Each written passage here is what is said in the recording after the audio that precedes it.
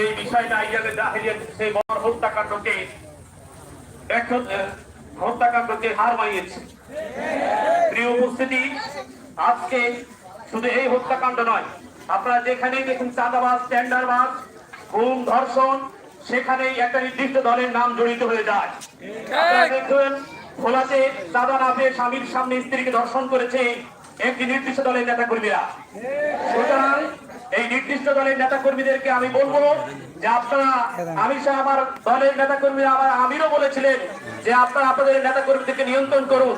তৃণমূল পর্যায়ে যে সকল নেতা কর্মীরা রয়েছে, যদি কেন্দ্রীয় নেতা কর্মীরা তাদেরকে নিয়ন্ত্রণ করতে না পারেন, তাহলে আপনারা 24-এর সেই জুলাই গণ অভ্যুত্থানের কথা স্মরণ রাখুন। যেভাবে শেখ হাসিনা দিল্লিতে পালিয়ে গিয়েছিল, ঠিক সেভাবে আমরা তারেক রহমানের নেতৃবৃন্দকে লন্ডনে ফেরত পাঠিয়ে দেব ইনশাআল্লাহ। আজকে আমি এখান থেকে আরেকটা বিষয় জানিয়ে দিতে চাই। গত ঐক্যমত কমিশনে ইসলামী আন্দোলন বাংলাদেশ শরিয়া আইন বোর্ডের আবেদন জানিয়েছিল গণতন্ত্রের বিচারের ব্যবস্থার পাশাপাশি, কিন্তু আমরা স্বাধীনতার পরবর্তী সময়ে গণতন্ত্রের বিচার ব্যবস্থা দেখেছি। সেখানে বন্ধ হয়নি গুম, সেখানে বন্ধ হয়নি ধর্ষণ, সেখানে বন্ধ হয়নি খুন। নতুন করে জয় তৈরি হয়েছে বস্ত্র আঘাতে খুন। প্রিয় উপস্থিতি, এই গণতন্ত্রের বিচারে আমরা আর বিশ্বাসী নাই। শরিয়া আইন কায়েম করব ইনশাআল্লাহ। তার পরবর্তীতে অচিরেই এ জাতীয় খুন বন্ধ হয়ে যাবে।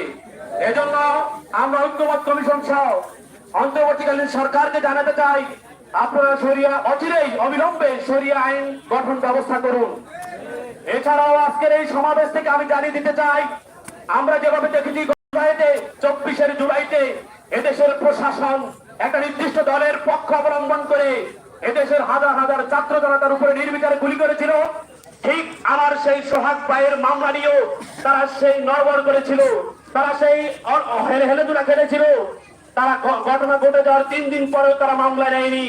অতএব এর দ্বারা প্রমাণিত হয়ে যায় এদেশের দিতে চাই 24-এর জুলাইয়ে যাত্রাবাড়ি, পল্টন, বিভিন্ন পরে আপনারা সেই প্রশাসনের লোকদের লাশ ঝুলিতে দেখেছেন। আবার ইনশাআল্লাহ সেই দিন ফিরে এসেছে। আমরা জুলাইয়ের স্মৃতিকে ধারণ করে আবার সেই রক্ত দিতে মাঠে নেমে যাব। যদি কারো পক্ষ অবলম্বন করেন এদেশের ছাত্র জনতা এদেশ থেকে চাঁদাবাজ টেন্ডারবাজ মুক্ত করার জন্য আবার পুনরায় মাঠে নামবে ইনশাআল্লাহ। পরিশেষে পুনরায় দেশকে নতুন ভাবে গঠন করতে, চাঁদাবাজ টেন্ডারবাজ মুক্ত দেশ গঠন করতে কাঁধে কাঁধ মিলিয়ে ঐক্যবদ্ধ ভাবে চলার আহ্বান জানিয়ে এখানে শেষ করছি।